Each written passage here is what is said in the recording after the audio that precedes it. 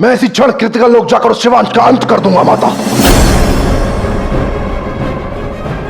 रुको तारकासुर,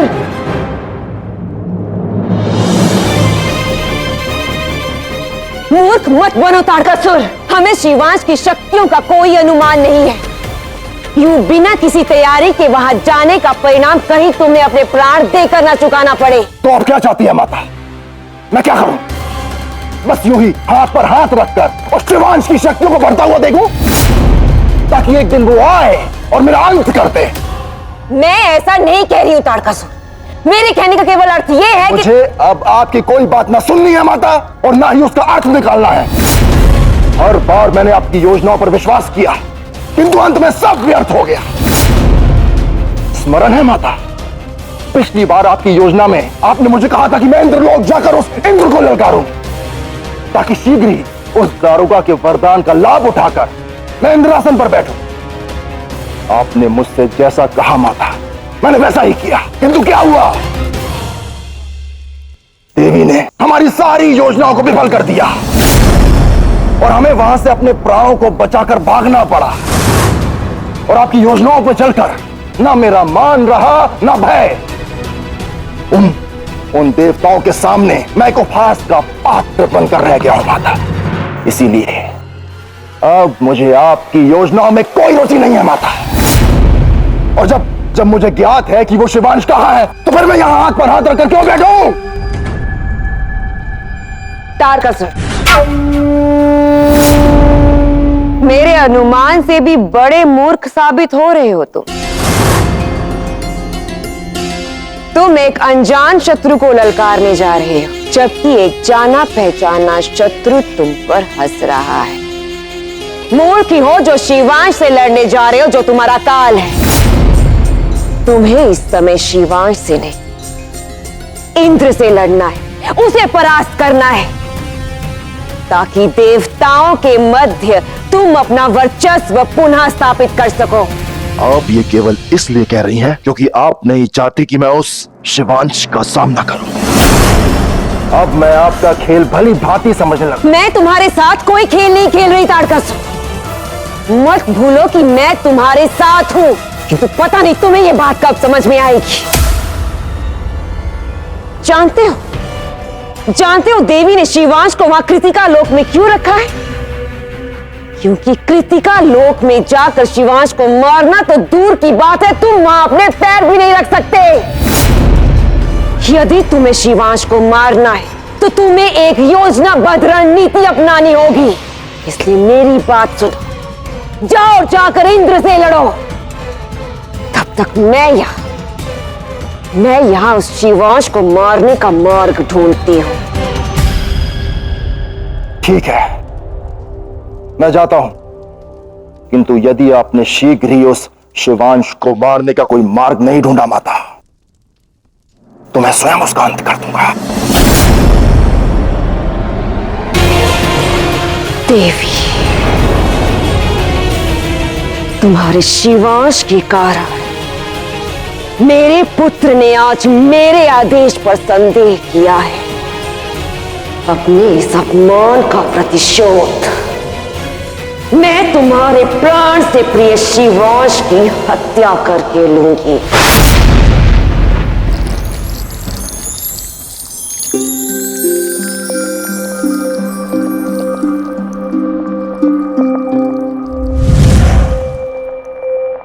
तुम्हें ये पलाश का वृक्ष अति प्रिय है ना?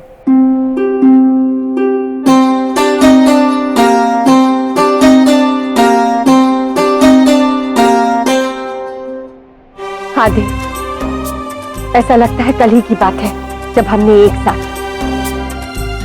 इस वृक्ष के बीज को यहाँ कैलाश में बोया था। ये पलाश का वृक्ष मेरे लिए केवल एक वृक्ष ही नहीं, अभी तो हमारे मधुर स्मृतियों का वृक्ष है, जिसकी एक एक पत्ती में, एक एक शाखा में शिव और शक्ति के जीवन का सार समाया है। और मैं आशा करती हूँ कि वो एक दिन अवश्य आएगा जब मैं इन सभी स्मृतियों की कड़ियों को एक कड़ी में जोड़ दूंगी, जिस दिन मैं हमारे पुत्र कार्तिकेय को इस वृक्ष के सामने लाऊंगी। ये वृक्ष हमारी जीवन यात्रा में एक और पथ जोड़ देगा। प्रतीत होता है कि अब उस क्षण की तुम्हें अधिक प्रतीक्षा नहीं करनी पड़ेगी, जब तुम्हारा पुत्र कार्तिकेय यहां होगा। सही कहा आपने महादेव।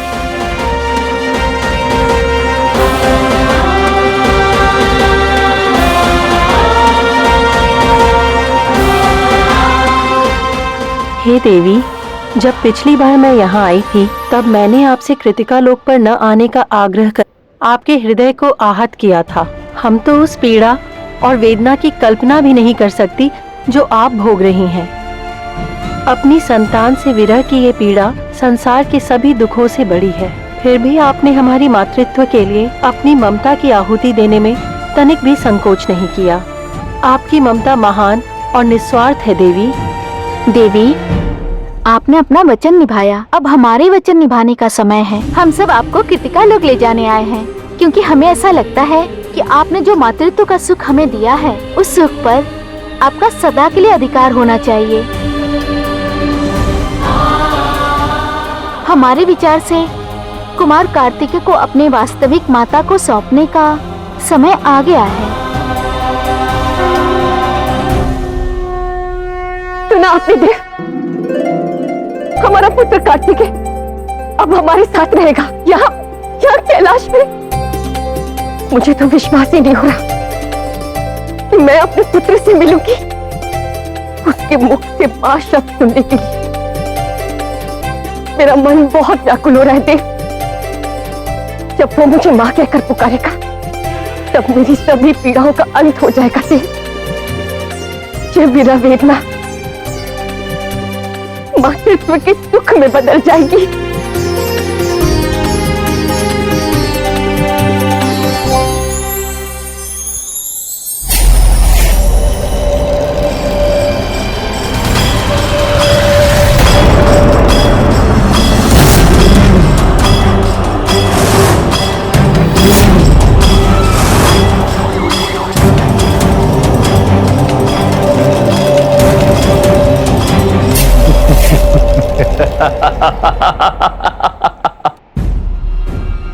तारकासुर, मैं तो ये सोच रहा था कि जो अपमान और पराजय देवी मां काली ने तुम्हें और तिथि को दिया है, उससे उबरने में कितना समय लगेगा। और एक और बात बताओ, अपने प्राणों को बचाकर भागने का अनुभव कैसा रहा? वही अनुभव शीघ्र ही तुम और तुम्हारे ये देवता करने वाले हैं इंद्र।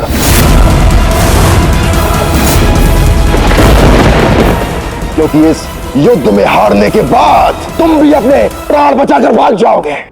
अच्छा, तो तुम इंद्रलोक जीतने आए हो, परंतु एक बात स्मरण रखना तारकासुर, कि आज कोई भी देवता तुमसे युद्ध नहीं करेगा। तुमसे युद्ध होगा तो केवल देवराज इंद्र का।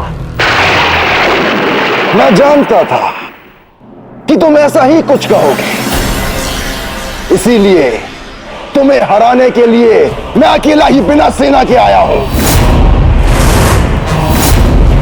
तुम्हें हराने के लिए मैं अकेला ही पर्याप्त हूं।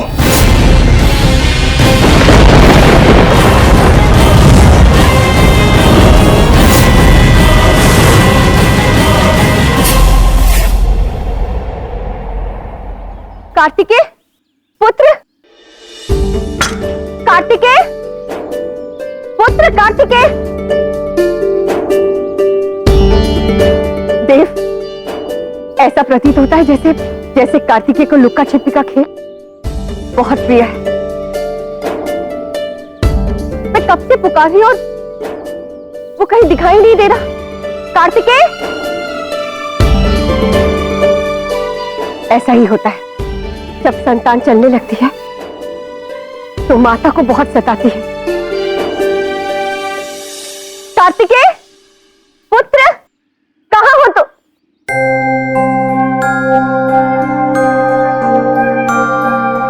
क्या हुआ? आप ऐसे क्यों मुस्कुरा रहे हैं देव? क्योंकि आपकी बातों से हमें वो समय स्मरण आ गया जब कार्तिकेय ने पहली बार चलना सीखा था। कैसे वो सारा दिन हमें भगाते थे, वो एक क्षण के लिए भी कहीं रुकते नहीं थे। और हाँ, उस समय उन्हें लुका छिपी का खेल बहुत प्रिय था। उस समय अर्थात? पार्वती, अपने पुत्र से मिलने के आनंद में तुम कदाचित यह भूल रही हो कि विभिन्न लोकों के काल चक्र, समय और ऊर्जा में बहुत अंतर होता है। हमारे और कृतिका लोक के समय चक्र और ऊर्जा में भी वही अंतर है। हाँ देव, मैं तो भूल ही गई थी कि कैलाश का एक माह कृतिका लोक में तो अनेकों वर्षों के समान है। अर्थात हमारा पुत्र वो नन्हा सा बालक नहीं रहा जिससे अभी अभी चलना सीखा। इसका मतलब वो अब कुमार बन चुका है। हाँ देवी, कार्तिकेय अब कुमार कार्तिकेय बन गए हैं। संसार के सबसे तेजस्वी और दिव्य कुमार। आपकी और महादेव की ऊर्जाओं का तेज स्पष्ट झलकता है उनके मुख पर।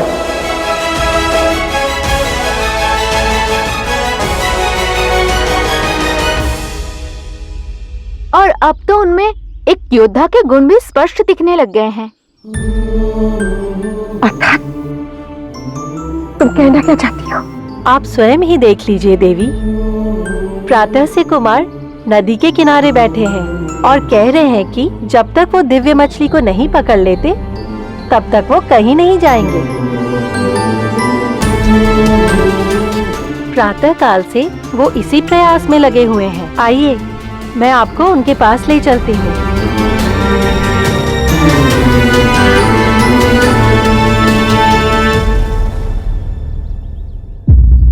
क्या हुआ देवी? जिस क्षण की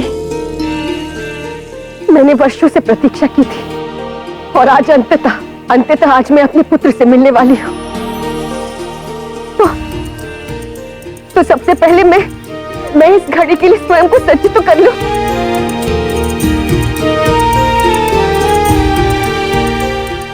अब कोई अश्रु नहीं बहेगा, कोई अश्रु नहीं बहेगा। आज मैं अपने पुत्र का स्वागत मुस्कुरा कर करूंगी। आज मेरा पुत्र अपनी माता को पहली बार देखेगा। आज मैं उसे दिखाऊंगी कि उसकी मां उससे कितना स्नेह करती है।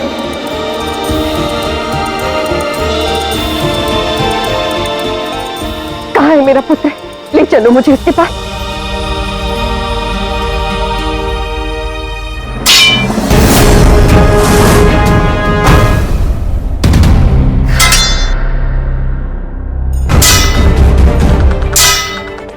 मुझे समझ नहीं आ रहा कि देवराज को तारकासुर से अकेले ही युद्ध करना था, तो उन्होंने हम देवताओं को युद्ध के लिए सज्ज क्यों किया?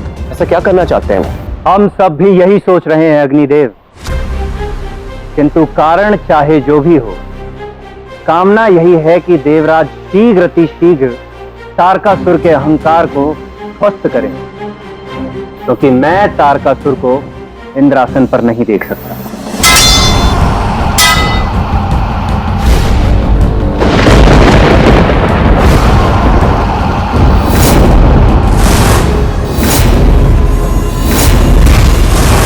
चिंता मत करो देवराजेंद्र, मैं तुम्हारा अंत नहीं करूंगा। जिन देवताओं के सामने तुम देवराज की उपाधि से सम्मानित हो, उन्हीं के सामने मैं तुम्हें हराकर तुम्हें अपमानित करूंगा। आज के बाद कोई भी देवता तुम्हें सम्मान की दृष्टि से नहीं देखेगा।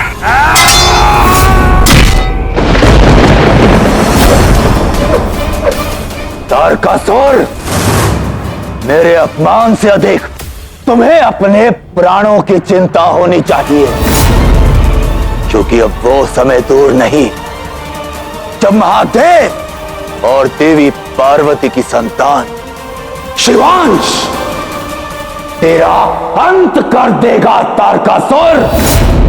देवी पार्वती और महादेव के पुत्र कार्तिकेय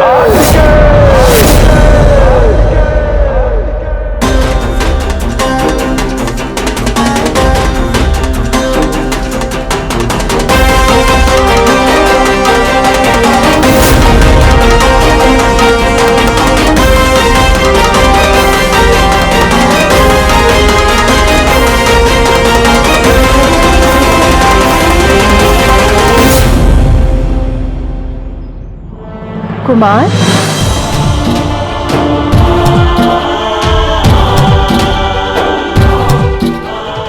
क्षमा करें देवी, आज प्रातःकाल से उनका ध्यान उसी मछली पर केंद्रित है। बस वो एकटक उस मछली को ही देखते जा रहे हैं। हम में से किसी के भी साथ उन्होंने बात तक नहीं की। क्षमा मांगने की कोई आवश्यकता नहीं। मैं अपने पुत्र को एक सर्वश्रेष्ठ योद्धा बनाना चाहती हूँ और मैं भी देखना चाहती हूँ कि ये मछली कैसे पकड़ता है।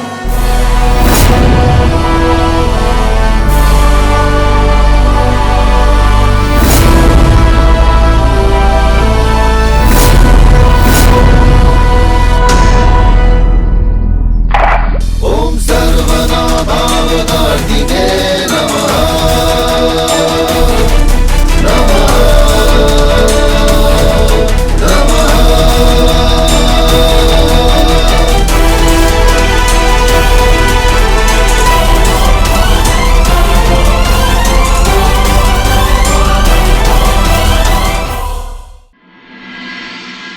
लो, पकड़ ली मछली। अब क्या करोगे आप इसका कुमार?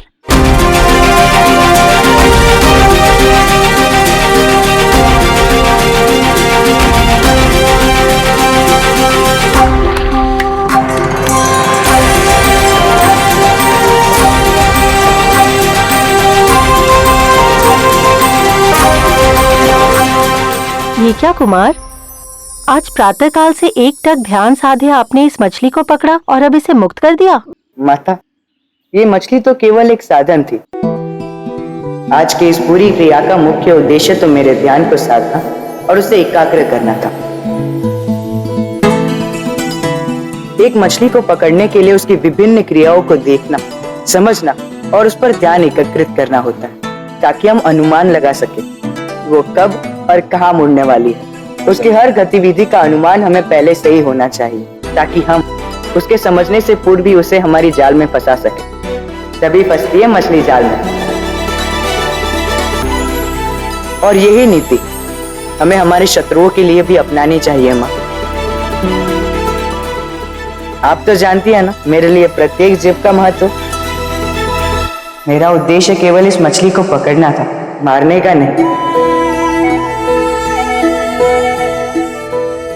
शौर्य निर्बल को दबाने में नहीं, उसके बचाने में होता है। शौर्य और करुणा का संतुलित समावेश, बिल्कुल तुम्हारी भांति पार्वती। बातें तो आप बहुत बड़ी बड़ी करने लगे हैं कुमार। अब चलिए, हमें आपको कृतिका लोक में आए हुए विशेष अतिथियों से मिलवाना है।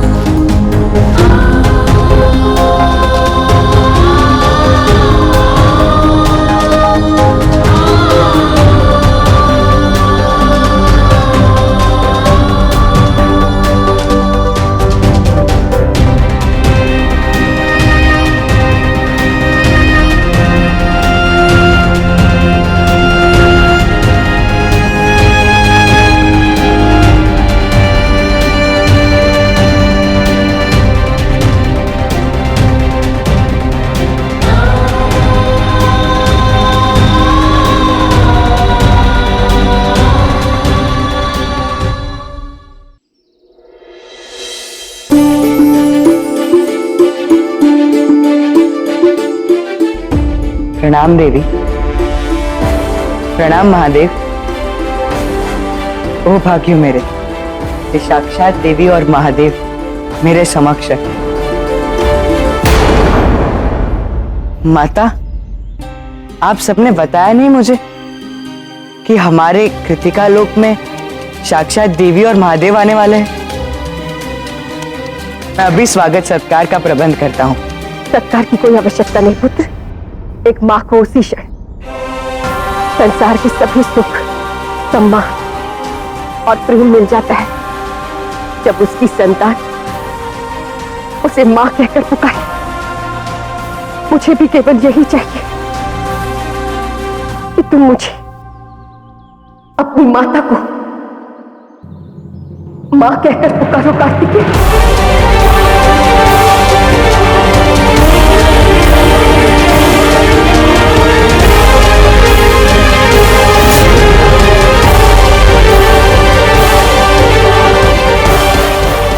क्षमा करे देवी, किंतु मैं आपको माता कहकर कैसे संबोधित कर सकता हूँ?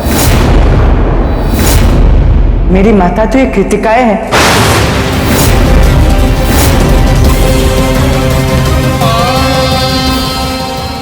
ये कैसी परीक्षा है मेरे मातृत्व की देव। हमारा पुत्र मुझे देवी के रूप में तो जानता है, किंतु अपनी माँ के रूप में नहीं।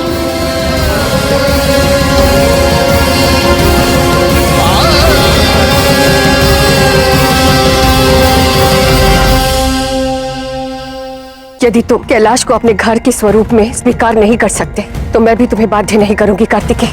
तुम कैलाश में तब तक रहोगे जब तक तुम्हारा योद्धा बनने का प्रशिक्षण पूर्ण नहीं हो जाता, और जब तुम्हारा योद्धा बनने का प्रशिक्षण पूर्ण हो जाएगा तब तुम्हें मेरे लिए एक असुर का वध करना होगा। किंतु स्मरण रहे देवी, उस असुर के संहार के पश्चात आप मेरे और कृतिका माओ के मध्य कभी नहीं आएंगी।